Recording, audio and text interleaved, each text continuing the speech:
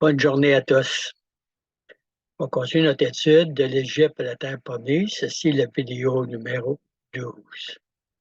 Ah, mais avant de continuer notre étude sur les 5 épreuves du désert, j'aurais une question pour vous aujourd'hui.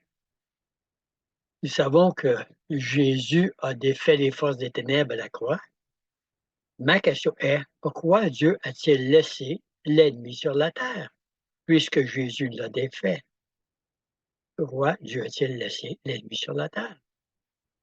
Nous trouvons la réponse dans le livre des Juges, au chapitre 3, du verset 1 à 4, et je lis.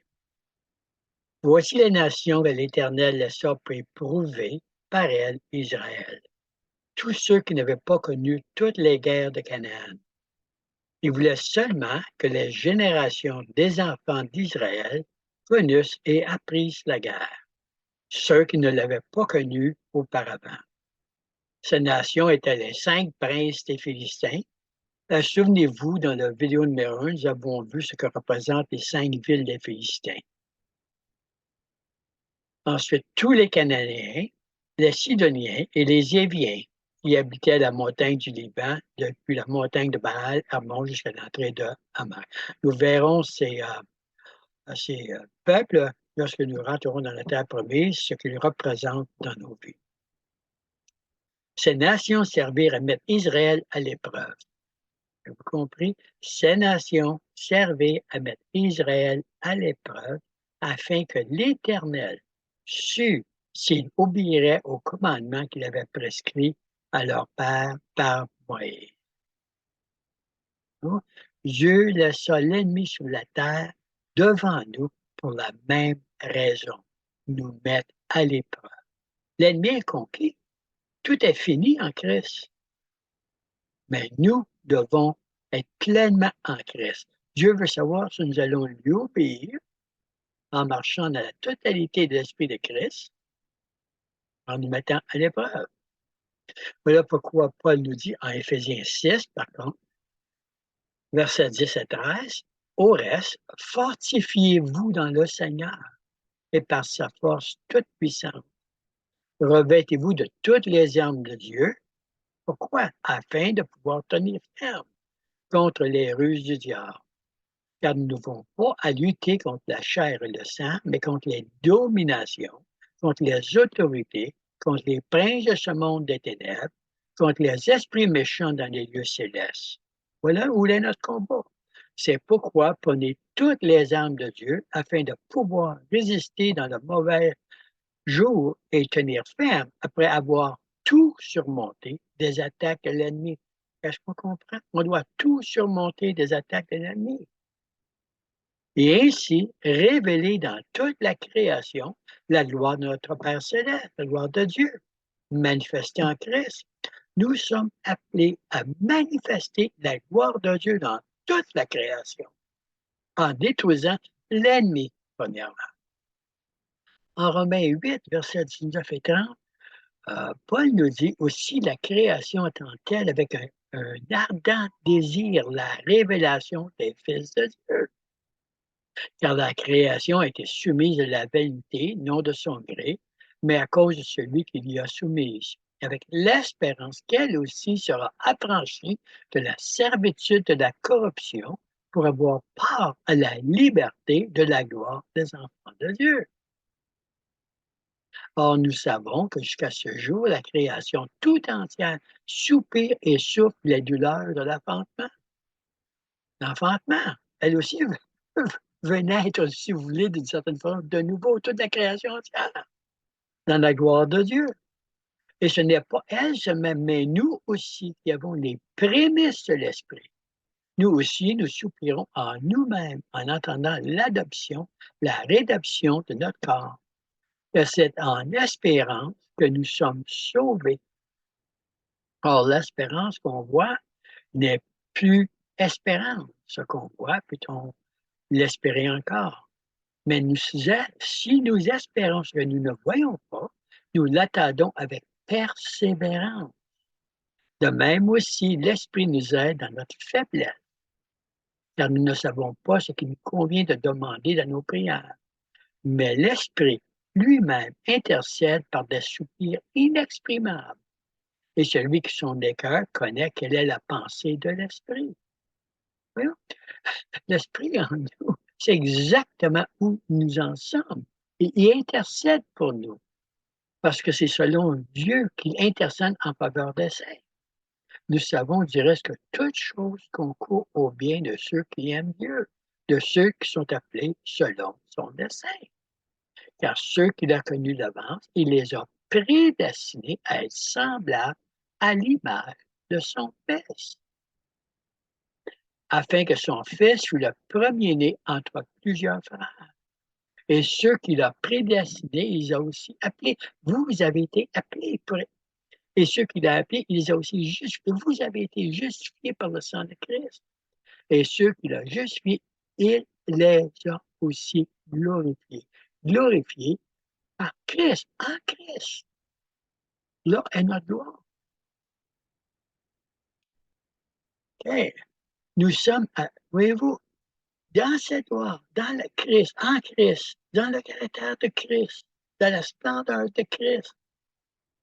Nous sommes appelés à infiltrer et influencer les satisfaire d'autorité dans le monde avec l'esprit de Christ, esprit d'humilité et d'amour, pour prendre possession de notre héritage en Christ, la terre promise. Nous allons encore comprendre ça encore mieux dans les vidéos qui vont suivre. Voilà pourquoi nous étudions comment devenir un en Christ. Christ n'a qu'un corps. Et tout enfant de Dieu doit devenir un en Christ. Comme la Bible dit, à ce moment-là, le monde croiront que Dieu est venu, que Christ est mort à la croix. Dans notre unité, nous pouvons devenir un en Christ seulement par l'Esprit de Christ. Non par les religions, le légalisme et toutes ces choses-là, mais dans l'Esprit de Christ. Et voilà le pourquoi des 5 épreuves du désert. OK? Pour, pour nous apprendre à vivre en Christ, à nous reposer en Christ, à marcher en Christ, en obéissance à l'Esprit de Christ, l'Esprit d'humilité et d'amour. Et faire la volonté de notre Père. Je lisais encore Genèse 1 et 2, la volonté du Père. C'est qu'on règne avec lui pour toute l'éternité et qu'on domine sur toute la création. Dieu, notre Père, veut se révéler dans toute la création. C'est sa gloire à travers nous. Apocalypse 12:11 nous dit ceci. Comment on vainc l'ennemi? Hein? J'ai déjà dit ça auparavant. Ils l'ont vaincu à cause du sang de l'agneau et à cause de la parole de leur témoignage. Oh, c'est le sang de l'agneau. Il est le sang de l'agneau. Il est le chemin à travers la croix. Parole de leur témoignage. De la vérité qui est en Christ, de la vérité de Dieu, et n'ont pas aimé leur vie jusqu'à craindre la mort. Pourquoi? Parce que nous recherchons la vie de Christ. Nous recherchons la vie de Christ, peu importe ce qui nous arrive à nous. Et voilà, maintenant, je vais dire quelque chose, et j'espère que vous allez comprendre ce que je vais dire. Voilà pourquoi je déteste tout mon cœur tout enseignement qui ne prépare pas le peuple de Dieu à conquérir, à avancer le royaume de Dieu. Car plusieurs qui se disent croyants, vont abandonner Christ. Pourquoi? Parce qu'ils ne sont pas prêts à faire face, à conquérir. Je vous recommande de lire Matthieu 24, spécialement versets 10 à 14. S'il y a une chose qui me met en colère, c'est un enseignement d'enlèvement. Il y a tellement de croyants qu'au lieu de tenter ou de marcher en Christ, de marcher, vivre par l'Esprit de Christ, dans la foi dans l'Esprit de Christ, continuent à vivre dans leur chair et dans la peur. Dans la prochaine vidéo, nous continuerons notre marche dans le désert en regardant la deuxième épreuve. Et la deuxième est très, très, très importante. C'est qu'elle va nous aider à comprendre comment notre Père Céleste se prépare pour la conquête de la terre promise. Et ce qui met Dieu en colère, justement, je vais dire immédiatement, c'est lorsque l'on marche dans la chair, plutôt que de se reposer en lui. En Éphésiens 2:10, nous allons voir que nous savons que Paul nous dit, car nous sommes son ouvrage, l'ouvrage de Dieu. C'est Dieu qui nous amène dans le désert, c'est Dieu qui nous amène à travers les épreuves, c'est Dieu qui nous fait grandir en lui. Okay? Et il nous amène.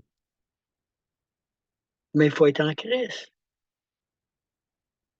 Elle a été créée en Jésus-Christ. Nous sommes son ouvrage, créé en Jésus-Christ, pas dans la chair. Oh, ta bonne œuvre, notre chair ne peut jamais faire. Toutes les œuvres religieuses de la chair ne sont que de la pourriture devant Dieu. C'est les œuvres faites en Christ, par Christ, en nous et à travers nous, qui sont de bonnes œuvres. Et ce sont des œuvres que Dieu a préparées d'avance afin que nous les pratiquions. J'ai voulu mentionner ça aujourd'hui pour que l'on comprenne l'importance de l'enseignement que je suis ensuite donné. L'importance de comprendre comment Dieu travaille dans nos vies pour nous amener au Jourdain, prêts à prendre la terre promise. Souvenez-vous, au Jourdain, Moïse a envoyé 12 espions dans la terre promise. Et 10 ont eu peur parce qu'ils ont regardé l'ennemi plutôt que de garder leurs yeux sur Dieu, sur la promesse, sur l'arc de l'Alliance. Et notre arche de l'Alliance, c'est nous est Christ. Laisse-moi prier. On verra la deuxième épreuve dans la prochaine vidéo. Seigneur, je te remercie énormément que nous t'appartenons. Nous vivons dans des temps où il y a tellement d'enseignements qui font que nous demeurons à vivre par notre chair, à croire qu'on peut te plaire par notre chair, à croire que toutes nos actions religieuses, puis nos dimanches, puis chansons, puis etc., avancent ton royaume sur la terre. Seigneur, aide-nous à vivre en Christ, devenir un et de manifester ta gloire sur la terre. Je te demande ces choses. Seigneur, glorifie-toi, glorifie ton Fils à travers. Nous te faisons confiance. Même si nous sommes présentement dans le désert, continue de travailler en nous, à ta plus grande gloire. Amen et Amen. Passez une belle journée. On va continuer l'étude. Mais ce que je voulais aujourd'hui, c'est surtout que vous compreniez le pourquoi, exactement le pourquoi du désert. Ainsi un peu ce que j'enseigne. Puis, ce qui me met vraiment en colère, c'est tout ce qui nous éloigne de la volonté de Dieu, de ce qu'il a préparé d'avance pour nous et de grandir en Christ. Ne faites jamais confiance à votre chair. Si vous faites confiance à votre chair, vous allez mourir de peur. Voyez-moi. Et malheureusement, le plus pire, c'est que vous allez abandonner le Seigneur. Relisez Matthieu 24. Là-dessus, passez une belle journée. On se voit dans la prochaine vidéo. Amen.